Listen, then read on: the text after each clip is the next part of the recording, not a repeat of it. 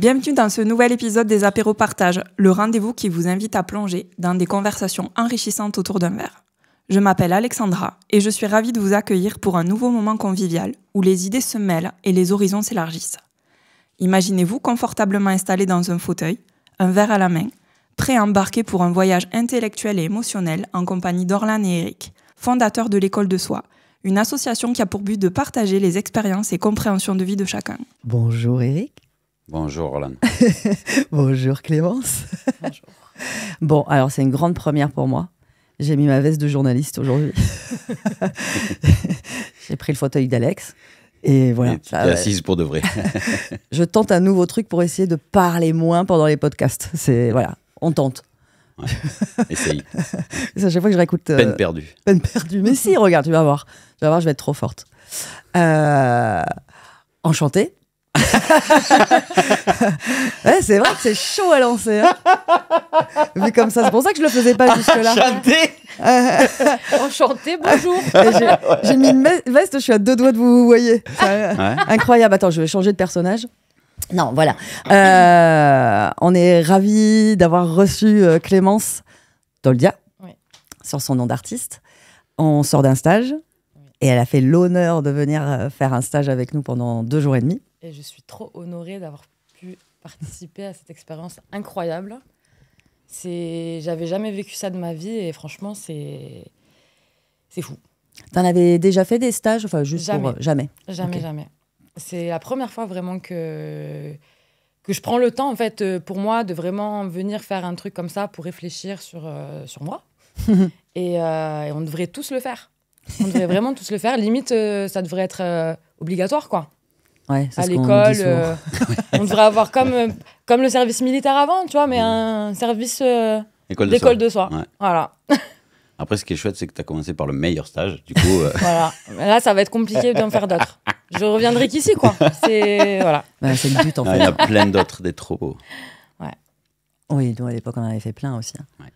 Mais, alors, du coup, tu t'attendais à rien ? Pas du tout. J'avais aucune attente. Je me suis pas vraiment renseignée, en réalité. J'ai vraiment laissé la vie me guider. Je me suis dit, bon, ok, ça m'amène ici. Ben, on y va, on pense à rien. Ça va sûrement être des gens qui sont dans le même état d'esprit que toi, parce que déjà, moi, je connaissais votre contenu, parce que je vous suivais sur les réseaux sociaux déjà depuis un moment. Donc, je connectais déjà avec vos pensées, avec vos paroles. Ça me parlait beaucoup. Donc, en fait, moi, j'ai pas trop réfléchi, quoi. Je me suis dit, OK, c'est bon, let's go. Et du coup, ça me paraît intéressant, en tout cas pour moi, mais parce qu'il y a beaucoup sur les réseaux de développement personnel, de bien-être, de thérapie, d'enseignement. Ouais. Et juste pour savoir, hein, t'es pas... mais qu'est-ce qui a fait que ça, plus qu'autre chose ? Qu'est-ce qui t'a le plus parlé, en fait, le côté normal, en fait. Non, mais c'est vrai, en fait, vous êtes hyper simple, vous dégagez quelque chose de très simple et je trouve que les concepts, la manière dont vous les expliquez, c'est assez limpide. Ça semble pas si farfelu, en fait, ça semble assez clair. Et moi, vraiment, ça m'a fait connecter direct, quoi, parce que des notions que je pouvais tâter un peu de loin, quand je tombais sur vos vidéos, par un petit exemple, une image, parce que vous imagez beaucoup les choses. Vous donnez beaucoup d'exemples imagés. Et ben moi, pour moi, ça m'a plus percuté que des choses très léchées, très écrites, très trop en fait, trop surfaites. Je pense que la spontanéité du truc fait que, en fait, j'ai connecté quoi, tout de suite. Ouais, je me suis ressentie, je me suis retrouvée quelque part quoi. Je me suis dit ok, c'est avec des mots simples en fait, on décrit des concepts qui semblent difficiles à capter. En fait, avec vous, ça paraît plus simple, quoi. Cool, merci. Voilà. Avec plaisir. Et t'as connecté à ça parce que t'étais dans une recherche ou c'est la vie qui a fait que t'es tombé là-dessus ? Alors non, j'étais pas du tout dans une recherche. C'est la vie vraiment qui m'a fait tomber dessus. Moi, je pense que de base, j'ai une appétence un peu pour me renseigner sur tout ce qui est développement personnel. J'introspecte beaucoup. J'aime bien réfléchir sur des concepts de vie, sur moi. Moi, j'ai eu tendance à beaucoup répéter des mauvais schémas dans ma vie. Donc, j'aime bien aller chercher le pourquoi du comment sans vraiment comprendre, d'ailleurs, toujours. Mais je pense que du coup, soit l'algorithme, soit la vie... qui est peut-être un peu la même chose, un jour m'a offert votre Instagram sur ma page, quoi. Et j'ai vu une vidéo, 2 vidéos, j'ai dit putain, c'est bien ça. putain, j'avoue, j'avais jamais vu ça comme ça. Putain, c'est dingue. Et puis, en fait, je me suis abonnée, quoi. Je me suis dit, parce que moi, j'aime bien m'abonner à des comptes qui peuvent m'apporter de la lumière, de la motivation, comme des mantras un peu. Des fois, j'ai des périodes où je vais suivre plein de trucs de motivation, ou même des fois, c'est juste des citations, des trucs un peu qui... Voilà. C'est par phase. Hein. Des fois, je vais tout unfollow et voilà.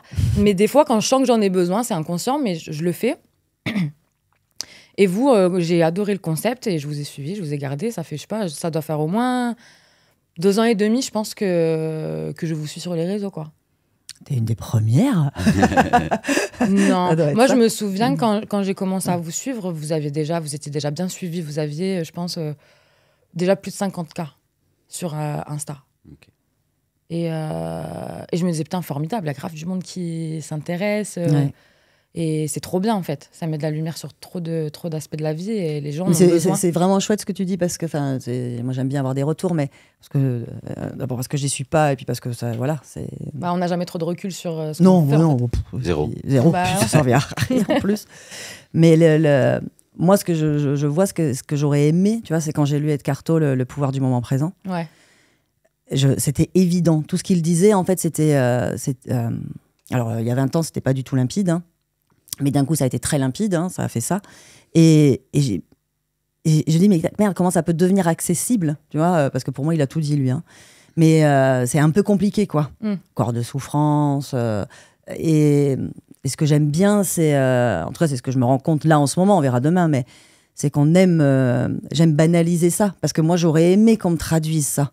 Ah, vous n'êtes pas vos pensées. Il est con l'autre de dire ça. Enfin, tu vois, ça veut dire quoi? En fait, c'est ça. Ça paraît très léché, ça fait joli, ça fait très spirituel, très un peu farfelu, un peu voilà. Mais en vrai, on comprend pas. On a envie de comprendre, mais des fois, on n'a pas les ressources. Et c'est ça ce que vous faites. En fait, vous décomplexifiez des trucs, des concepts, et surtout vous les imagez, ce qui renvoie à un truc qu'on comprend en fait. Vous mettez un exemple, vous posez un exemple factuel ou physique. Et où tu te dis, ah putain, ouais, j'ai compris là. Et tout de suite, tu connectes sur des trucs que ça fait peut-être 10 ans que tu lis, mais que tu n'as jamais capté, en fait. C'est ça. Et c'est ça qui est fou et qui est formidable. Trop bien. Que je trouve on l'a vécu. Vraiment... On l'a vécu. Faire, ouais, c'est vrai, c'est bien ça, mais pas du tout. Bah ouais. C'était ça. Et l'idée d'être nombreux, t'as pas eu peur, t'as pas dit wow, on est quand même 25 ou 20, je sais plus combien on était. Elle le savait pas. Oui. Tu savais pas combien on était. Si, parce que j'avais un peu la veille en fait, avant de venir, j'ai quand même un peu regardé l'Insta. Je me suis dit je vais un peu regarder. Je suis même allée sur le site. Bon, rapide, je suis restée 3 minutes, je crois. Et je suis allée sur l'Insta et je me suis dit je vais regarder un petit peu plus ce que c'est. Qu'est-ce qu'on fait exactement? Parce que du coup, j'ai vu qu'il y avait différents stages. Je me suis dit ok, c'est retour à soi. Du coup, j'ai un peu vu, j'ai vu que c'était par groupe, parce qu'il y avait les photos de groupe. Moi, je pense que je me suis un peu affranchie du regard des autres, en fait, avec la musique. Donc, quand j'ai commencé à faire de la musique, moi, je me faisais violence à aller sur le devant de la scène. Même quand on était en soirée et que je disais que je voulais être chanteuse, on me disait, chante, vas-y, chante une chanson. Je disais, non, j'ose pas. Et un jour, il y a quelqu'un qui m'a dit, je sais plus qui est cette personne, mais j'y pense très souvent. Un jour, quelqu'un m'a dit, mais je comprends pas, tu veux être chanteuse et tu veux pas chanter devant les gens? Et je sais pas, ça m'a percuté. J'ai dit, putain, j'avoue, je suis con. C'est bizarre. Et de là, en fait, je me suis fait violence. En fait, je me suis forcée les premières fois parce que c'était pas du tout naturel. Parce que moi, j'ai fait de la scène pendant longtemps, pendant 15 ans, mais en danse, en groupe. Tu faisais quoi comme danse? J'ai tout fait. J'ai commencé 4 ans classique. Après, j'ai fait du contemporain, du modern jazz, la dancehall, du hip-hop, du street jazz, du breakdance, de la danse orientale. Ah ouais. J'ai un peu tâté un peu tout. Et j'ai adoré ça. Et après, j'ai arrêté pour mes études et j'ai commencé à basculer. Donc, j'ai arrêté la danse, je devais avoir à peu près 18 ans. Et j'ai commencé la musique, je devais avoir 12 ans. Parce qu'avant, il y avait des trucs, des enregistrements de cassettes avec des petits micros. Et puis moi, j'enregistrais, j'avais des versions sur la cassette des instrumentales. Et je mettais une cassette d'un côté et de l'autre côté, je pouvais enregistrer et chanter des chansons phonétiques, chanter du Britney Spears, des trucs... Voilà, et ça me plaisait. Et du coup, après, il y a eu Skyblock qui est arrivé avec les petits micros. Donc, j'ai commencé un petit peu à faire dans mon coin, dans ma chambre. Et que vraiment, j'ai commencé à me dire, OK, ça a l'air... J'ai vraiment envie de faire ça, d'allier la danse, la musique. Je devais avoir 14 ans. J'ai commencé à partir à Paris petit à petit, faire des studios, faire du contact à droite, à gauche. Et quand j'ai commencé à... La première fois même que j'étais en studio, que j'ai dû aller dans une cabine devant des gens pour enregistrer, mais j'étais une feuille, mais... Je me souviens physiquement, mon corps, il tremblait et tout, c'était horrible. Les premières scènes, je me faisais violence. Et puis en fait, de fil en aiguille, ça devient naturel de parler devant les gens. Et de... Voilà. Donc en fait, non, tout ça, tout ce cheminement m'a aidé à ce qu'au final, au stage, et surtout, j'ai pas trop de problème à montrer ma vulnérabilité. Oui, je suis grave OK avec ça, quoi. On a vu. Voilà. Et c'est trop bien. Je sais pas trop pourquoi, j'ai pas honte. C'est un super pouvoir, hein. Cherche pas pourquoi. Ouais. J'ai pas trop honte de ça, et parce que en fait, je me dis que ça fait partie de mon unicité aussi, et c'est OK, quoi. Enfin, et surtout que je suis consciente que tous les gens autour de moi vivent aussi des choses pas possibles, quoi. Donc je sais que je suis pas seule au monde, et puis si on me juge, en fait, je m'en fous. Tant que moi, ça va, bon, bah, voilà. Et qu'est-ce que tu transmets alors dans ta musique? Bah, dans ma musique... Dans tes tripes, hein. Ouais, ma musique, du coup, j'écris tous mes textes.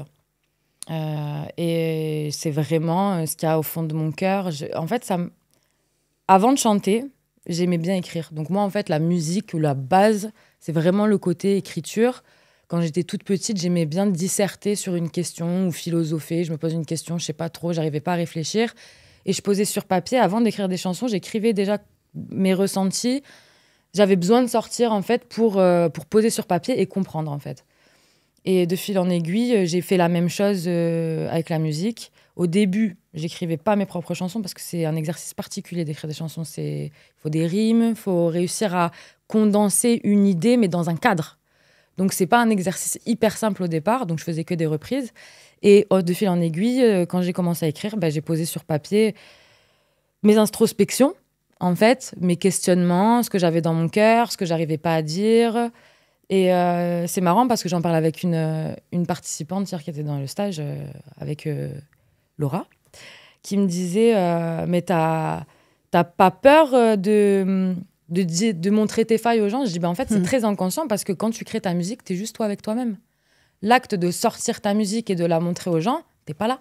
Tu vois pas les gens quand ils écoutent ta musique, t'es pas avec eux, dans leur salon, dans leur lit, dans leur douche, t'es pas avec eux. Donc en fait, toi, dans ta création, t'es juste toi avec toi-même. Après, tu délivres aux gens, mais c'est très personnel. Moi, quand on vient me dire « Ouais, t'as écrit ça, pourquoi t'as écrit ça ?»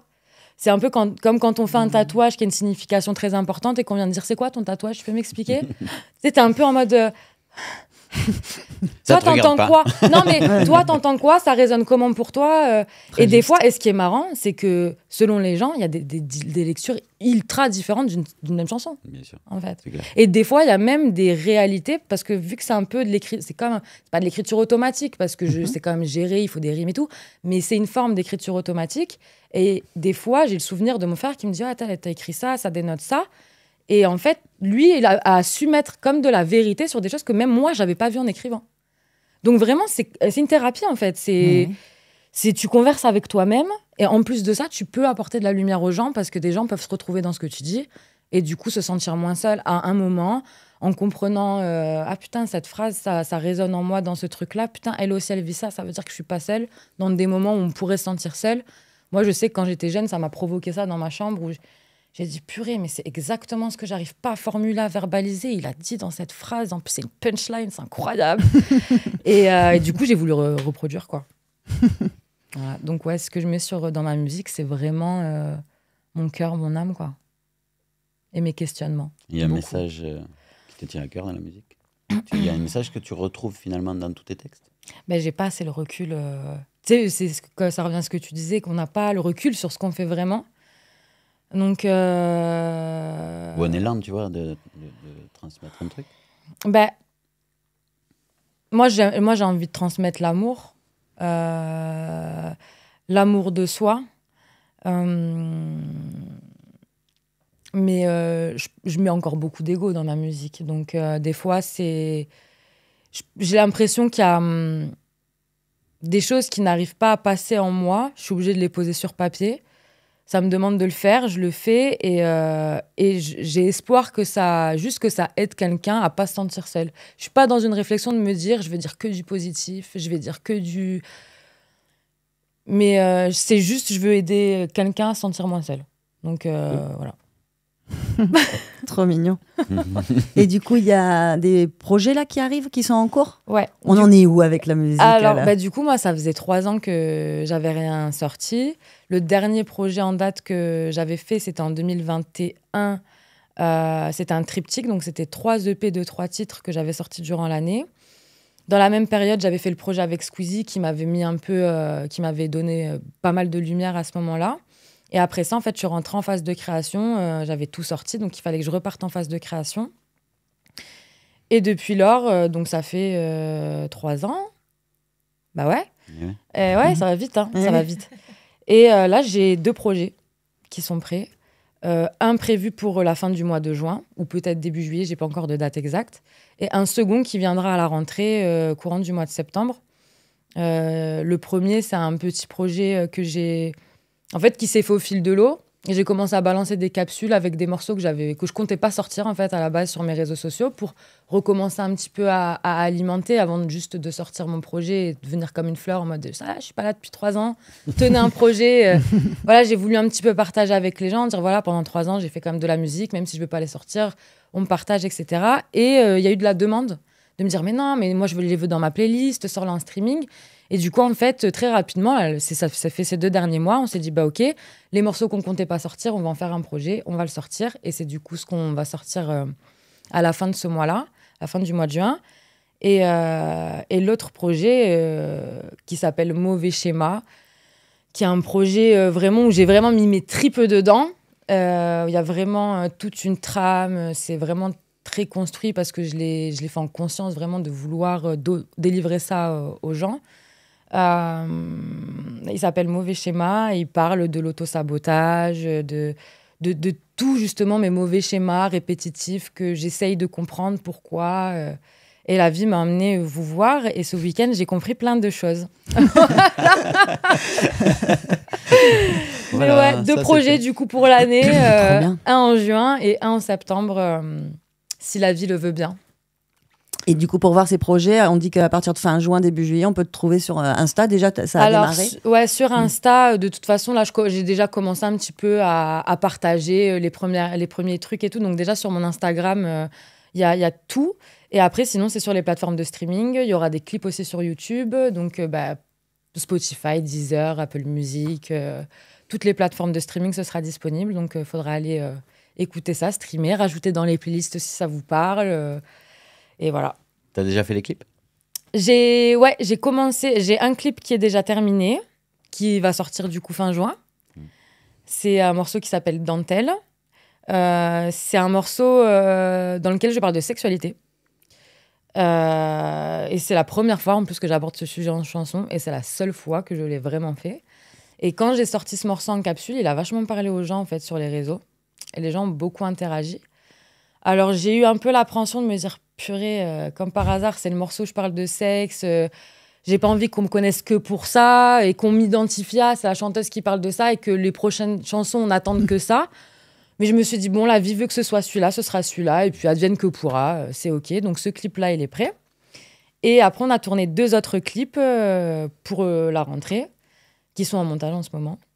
Et on en a d'autres aussi de prévus la semaine prochaine. On doit encore faire tourner des petites images. Les clips, c'est le kiff ou c'est... C'est le kiff. Compliqué. Alors, c'est le kiff parce que... Enfin, il y a 2 parts. Pour moi, c'est le kiff parce que ça fait 6 ans que je bosse avec un ami à moi qui est réalisateur, qui s'appelle Kidao, qui bosse sur plein de projets géniaux. On s'est rencontrés sur les réseaux il y a une petite dizaine d'années. J'ai adoré son travail visuel, j'ai connecté avec son art, j'aimais bien ce que ça dégageait. Lui, il m'a écrit en me disant j'aime bien ta musique, j'aime bien ce que tu dégages artistiquement, etc. On a tout de suite connecté. On a commencé à faire de la photo et depuis, on ne s'est jamais lâché. Au niveau de l'image, on bosse ensemble. Au niveau des clips. Et du coup, vu qu'on s'entend bien et que j'ai ultra confiance à sa vision, j'ai pas trop besoin de... Je lui fais confiance. Donc, il y a une part où c'est la première personne dans ma carrière à qui je donne les clés de mon projet. Donc, je lui fais confiance, une confiance aveugle.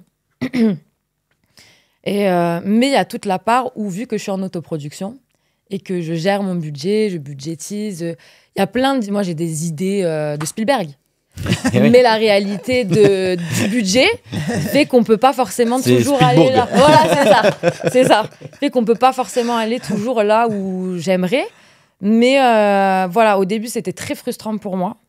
Parce que je me disais, oui, mais il faut qu'on s'organise avec du système D, on peut faire des folies, et tu te rends pas compte, et vas-y, on va monter des trucs. Mais en fait, lui, il m'a appris, il me dit, tu sais, il faut rester dans un truc correct au niveau de l'énergie. Il faut pas qu'on donne trop par rapport au retour parce que sinon, on va se frustrer, on va se démotiver, et on va... Il me dit, c'est un marathon, en fait, il faut qu'on fasse ça sur du long terme. Donc, il faut pas qu'on s'en dégoûte, tu vois. Donc, il me dit, moi, je reste toujours dans un ratio de...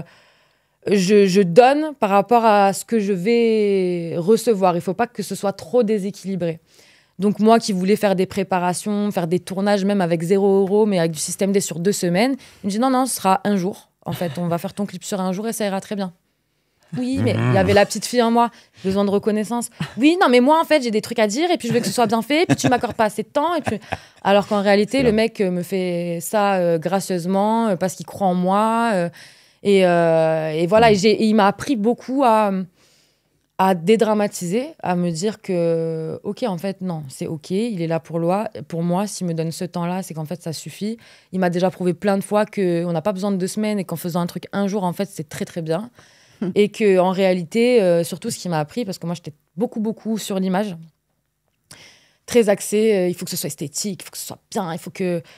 Et il m'a appris à un peu lâcher prise sur tout ça. Et à me dire, en fait, meuf, c'est ta musique qui va parler avant tout, en fait. Le clip, on s'en beurre un peu, tu vois. Si t'as une chanson de merde avec un super clip, personne va l'écouter, tu vois. Il me dit, et foutre 1 000 € sur un clip qui va faire 5 000 vues, c'est bien, hein, 5 000 vues, mais c'est pas rentable, quoi.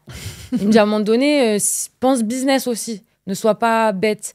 Parce que ça aussi, ça épuise, en fait, sur le long terme, dans le marathon. Tu jettes ton argent, t'es là, tu manges des pâtes. Bon, ça va, j'aime bien les pâtes. Je pourrais en manger tous les jours, il n'y a pas de souci. Mais je peux comprendre que ça puisse être, au bout d'un moment, fatigant et que tu as envie, en fait, de changer de voie, alors que tu t'es juste dégoûté, toi, parce que tu as trop été dans le trop, et il n'y a rien qui vient, et tu t'en dégoûtes, quoi.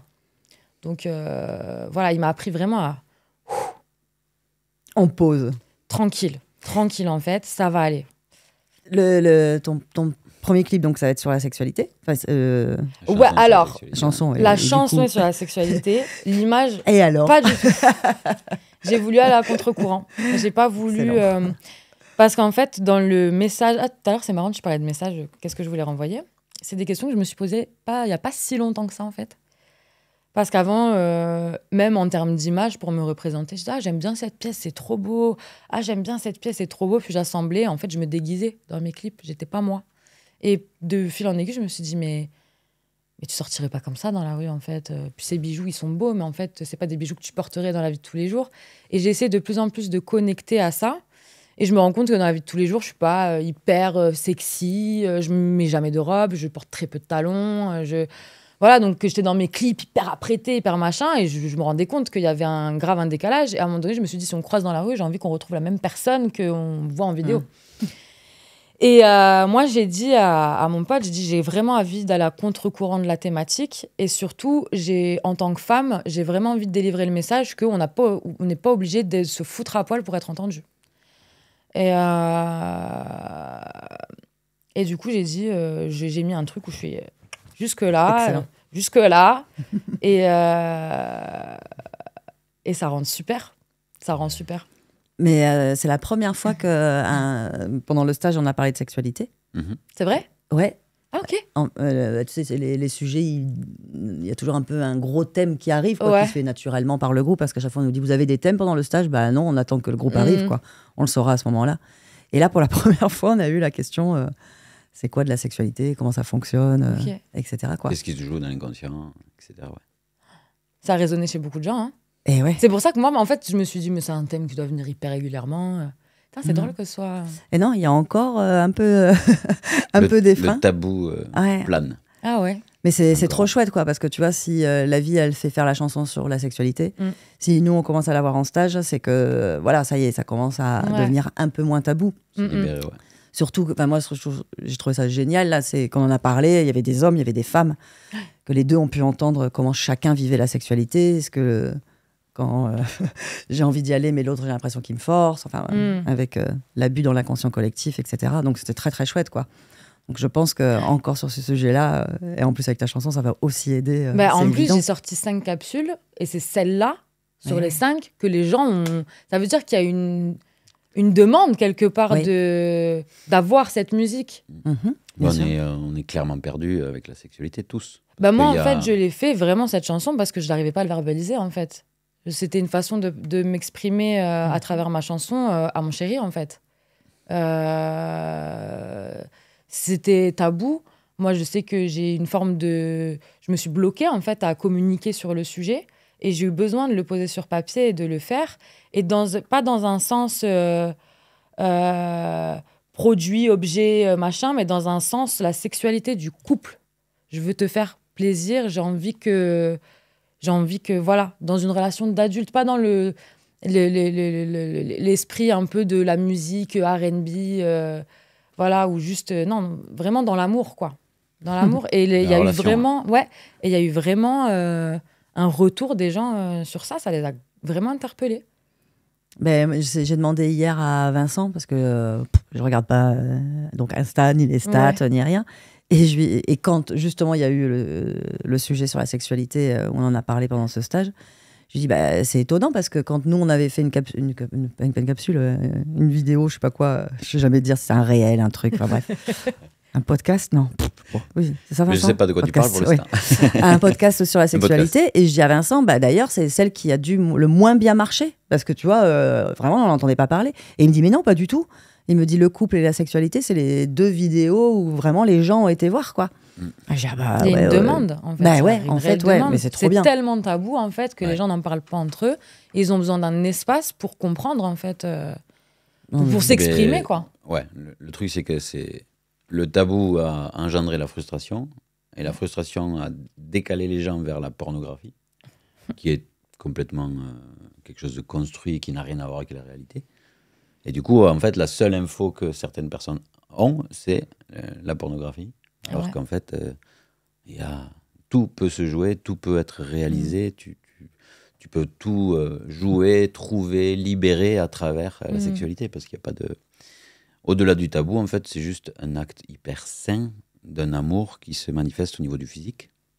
Ouais. Donc, c'est la manifestation physique du véritable amour. Après, il y a toutes les déviances autour de ça, mais on est dans ce grand écart. Hein. Il ne faut pas en parler. Et puis, bon, finalement, en cachette, il y a la pornographie, quoi. Donc, ce grand écart-là, tout le monde est paumé au milieu de ça. On ne sait plus s'il faut mettre du sentiment, pas du sentiment, s'il faut se protéger parce qu'il y a la frustration. On ne sait plus s'il faut aller chercher une forme de sacré dans le sexe ou si c'est peine perdue. Bon, c'est tous des sujets qui sont super intéressants. Mais j'en parlais hier avec une fille. On peut dire des gros mots. Tu mets un bip au pire. Mais en gros, on en est venu à se dire... moi, par exemple, si on va me faire une réflexion sur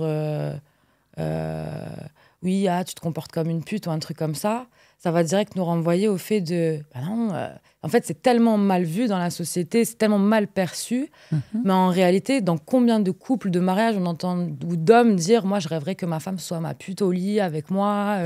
Et en fait, c'est réel. Et il y a même des femmes qui disent oui, moi, je suis complètement libérée, dévergondée, je suis la pute de mon mari au lit. Et en fait, c'est OK, mais ça renvoie à un truc de il faut pas l'être, mais en même temps, faut l'être dans l'intimité.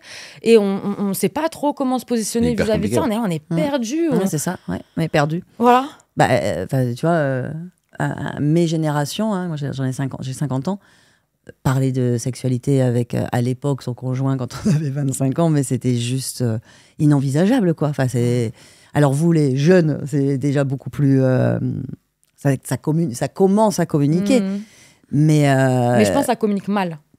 Ouais, parce que ça communique avec... en fait, c'est le lieu où il y a le plus d'amalgame, puisque c'est le lieu où il y a le plus de tabous. Donc, automatiquement, c'est le lieu où il y a le plus de programmes inconscients. Il y a la pornographie qui a pris tellement de place qu'il y a les jugements de l'image. Il y a des attentes qui ne devraient pas aussi peut-être être Enfin, c'est devenu un peu fou. Mais même tout dans les médias, tu vois, l'esthétique de la femme hyper sexy, l'homme qui se passe au-dessus.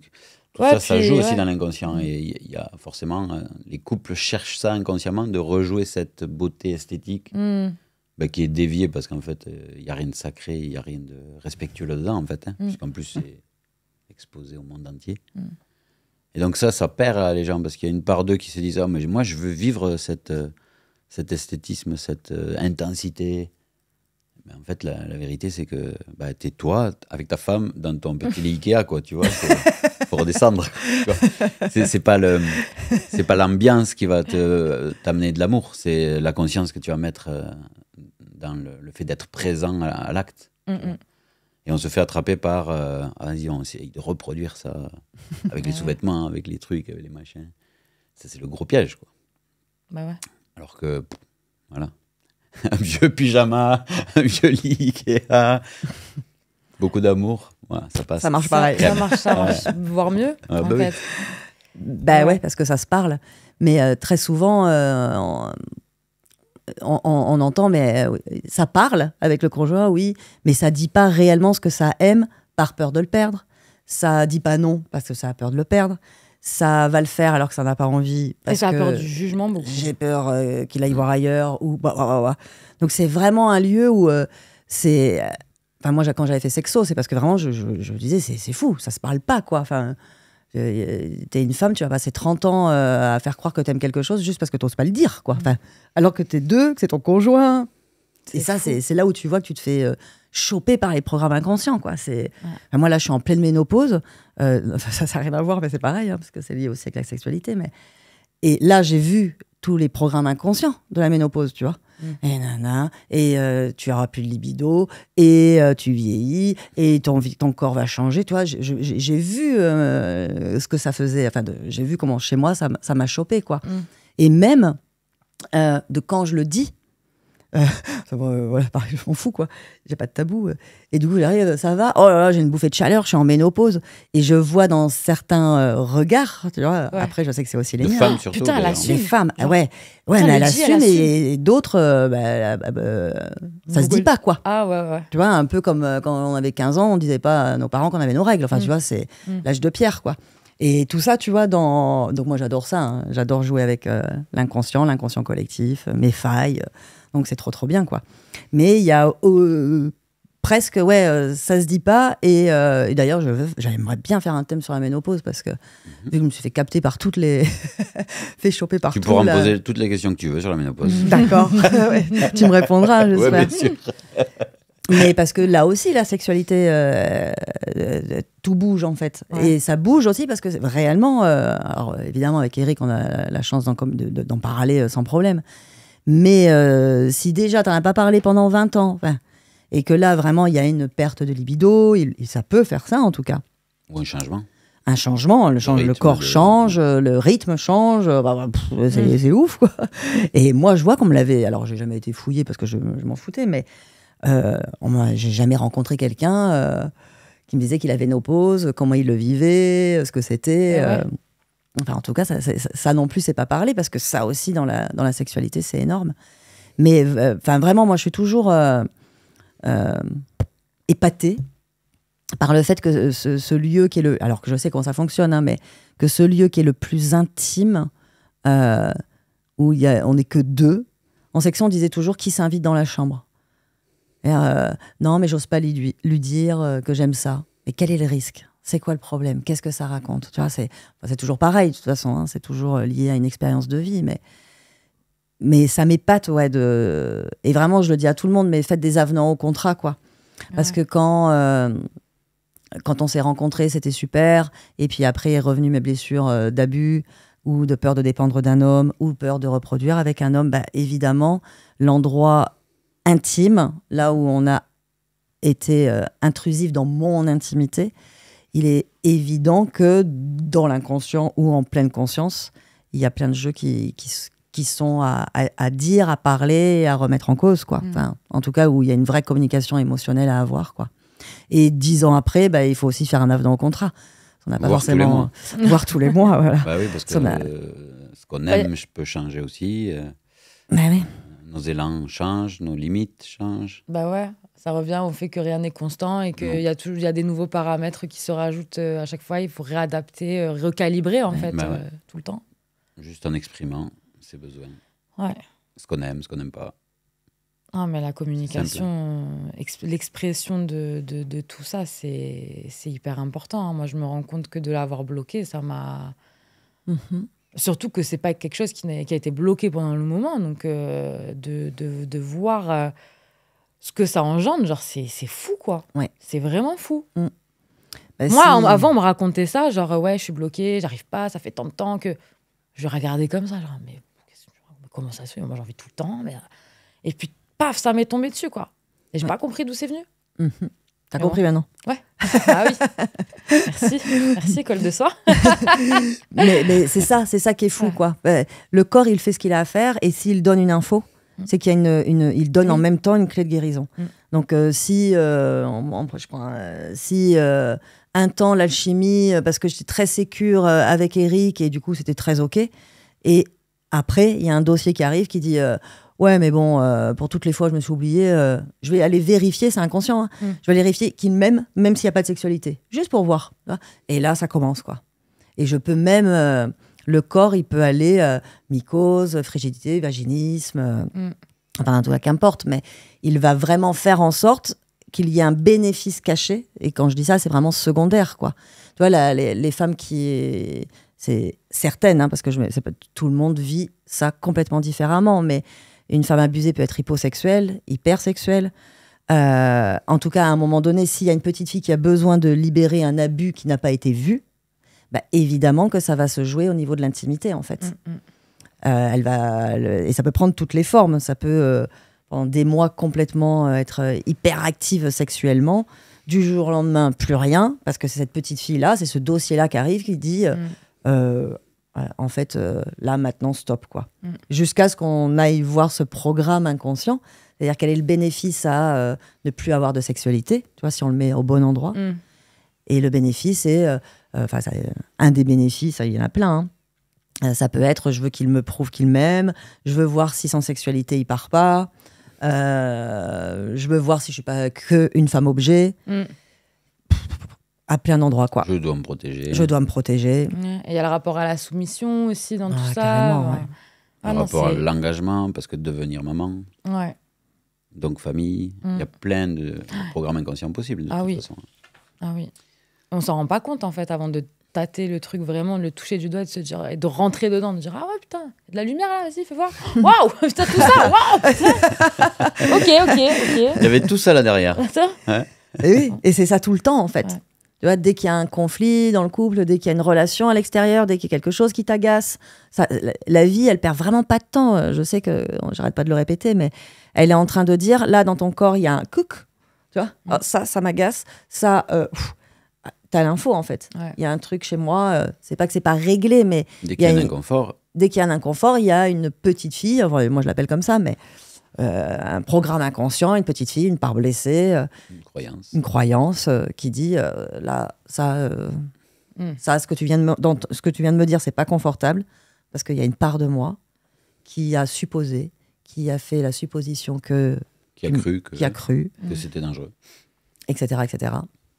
Et en fait, on a toujours l'info, mais au niveau de la sexualité, effectivement, tout ce qui n'a pas été dit, le cahier des charges dans le couple, bah, très souvent, c'est là où il est un peu en exergue, quoi.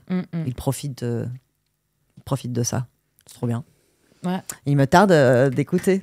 bah ouais, et en plus, en vrai de vrai, là, ce qu'on fait qu'on en parle, ça donne justement une lucarne pour tous ces gens qui... Mais oui, voilà. mais oui. Donc, tout tombe bien, en fait. Toujours parfait. Ouais. C'est bien fait, en fait. Hein. La vie, elle est plutôt pas trop mal faite, finalement. Pas forcément confortable. Parce qu'il ne faut pas confondre quand on dit ça. La vie, elle est bien faite. Rien n'arrive au hasard. Non. Yes. Et du coup, Toldia, de la scène après? Ben, pour l'instant, rien de prévu. Parce que tant que j'ai pas de sortie, on me propose pas trop. Mais l'élan?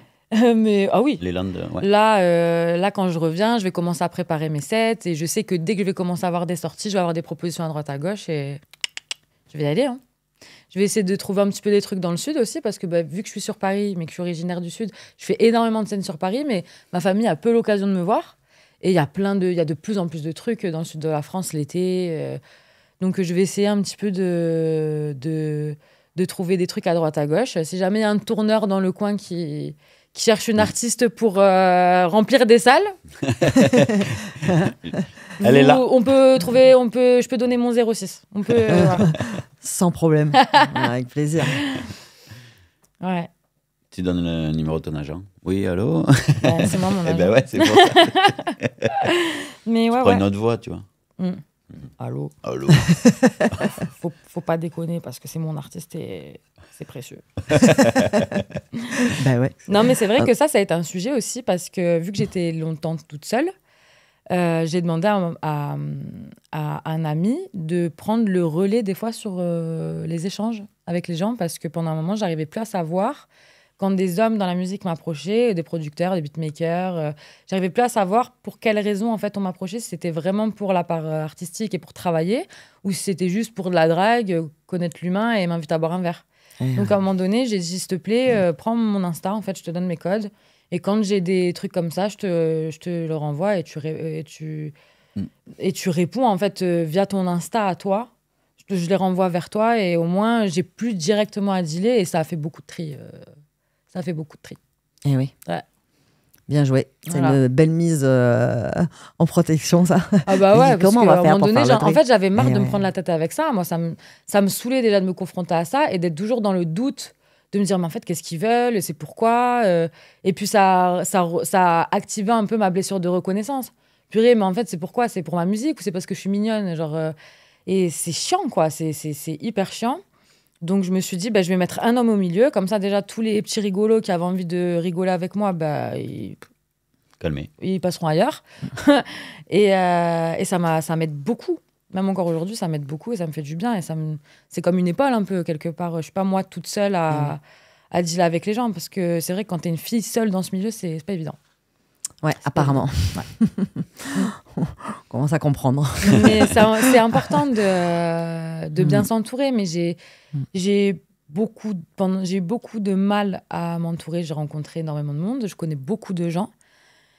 Mais je pense que ça vient au niveau de la vibration. J'ai peut-être tellement d'attentes que j'arrive pas encore à attirer dans la fluidité tous les gens qui pourraient me donner toutes les cartes pour allez, c'est bon, l'autoroute du kiff, on y va, ça marche et tout. Mais ouais, c'est vrai que s'entourer, on dit souvent que c'est quoi 80% du truc, quoi. Après, le reste, les 20%, c'est le taf. Mais l'entourage, c'est hyper important. La chance que j'ai, c'est que dans ma vie personnelle, je suis très bien entourée. Donc, j'ai quand même des proches qui, si j'ai besoin de me confier par rapport à ma musique ou ce business, même s'ils ne sont pas dedans et qu'ils n'y comprennent rien, oh ouais, d'accord, je comprends. Pas de souci, t'as pas de problème. Et voilà, c'est une safe place magnifique, quoi. Ça, c'est une chance. Ouais. Peut-être tout ça pour en arriver là et c'est juste trop chouette. Un immense merci, Tolia. Vraiment, Merci vraiment. Merci, Vraiment. merci. C'était très agréable de t'avoir en stage. Quand tu veux. Ah, mais c'est une certitude, en fait. Je le sais déjà et je sais que je vais ramener des gens. Genre, je le sais. Un bus. Mais je fais pas. Un stage, te le dire. Non, vraiment, je recommande vraiment à quiconque hésite une seconde de ne plus hésiter, en fait, et venir parce que c'est formidable. C'est une expérience de vie, je pense, inoubliable. Et c'est important. On pense se connaître dans la vie de tous les jours. Mais en fait, il y a plein de questionnements qu'on ne s'est jamais posés. Et c'est important de se les poser, en fait, tôt ou tard. Mieux vaut tard que jamais, pour n'importe qui, pour quiconque écoutera cette vidéo. Moi, ça m'a fait un bien fou. Et ça fait peut-être 10 ans que je me posais des questions en boucle. Et là, j'ai eu des réponses. Et purée, quel cadeau, quoi. Donc, merci vraiment pour votre amour, pour votre bienveillance, parce qu'on s'est vraiment senti... Enfin, moi, je pouvais parler pour moi. Je me suis sentie comme à la maison. J'ai connecté qu'avec des âmes sublimes. Ouais. Franchement, vraiment... moi, j'aime les gens, en fait. Moi, j'aime l'humain. Je vois les gens comme des opportunités. Oui. Je vois pas les gens comme un danger ou comme une menace. J'aime les gens. Et j'ai très souvent été très naïve dans ma vie et des fois déçue. Et là, d'avoir été dans dans un espace où en fait on se présente tous sous nos vulnérabilités et pas sous notre meilleur jour. Genre ouais, moi je fais ça dans la vie, puis je suis en couple depuis 5 ans, et puis tout cet aspect superficiel, on n'en a même pas parlé. On s'est fait la bise, on dit maman, montre-moi c'est ça, maman, montre-moi c'est ça. Et on était tous là en mode sur un pied d'égalité, mais mon Dieu, mais si on vivait comme ça dans la vie tous les jours, mais la vie serait tellement plus jolie. Ouais, souvent on entend, là on retourne dans la vraie vie. Non, là tu retournes dans l'illusion en fait. Ouais. Mais voilà, en fait, parce que la vie continue et c'est ok, mais c'est vrai que c'est une bulle de bienveillance en fait. C'est ça, la bienveillance, donc, de l'amour, de la compréhension, de la compassion, de l'empathie. Et ça fait tellement de bien en fait quand des fois tu te sens compris pendant X temps, selon les gens, leurs expériences. Il y a des gens qui n'ont jamais été soutenus de leur vie, qui n'ont jamais vraiment reçu d'amour, mais ils viennent ici, ils se prennent une vague, ils sont choqués, quoi. Ils savent pas d'où ça vient. Et tu le sens, quoi. Il y a des gens dans le stage, tu le sens, ils sont en mode... Et je trouve ça magnifique et merci à vous d'avoir créé ça parce que, purée, c'est indispensable en fait. C'est trop, trop important et je suis trop contente que la vie m'ait ramené jusqu'à vous et je vous aime grave. Mais je vous aimais avant de vous connaître.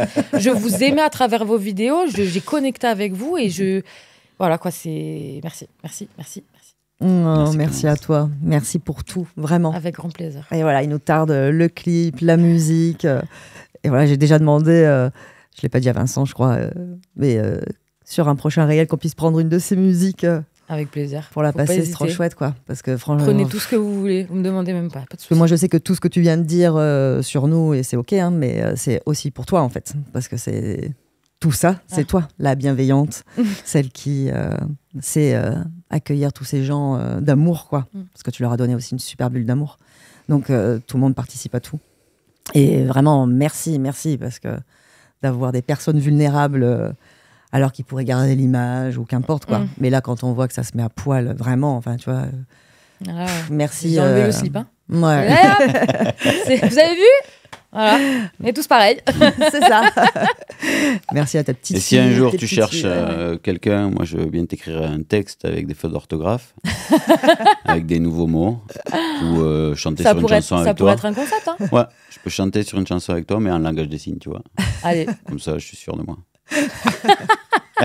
Tu sais pas chanter. Oui, mais en langage des signes, je peux. Ah oui, c'est vrai. Ouais, si un jour vous voulez un jingle, ou si un jour vous avez besoin de quoi que ce soit, une BO, une musique, n'importe quoi. Trop bien.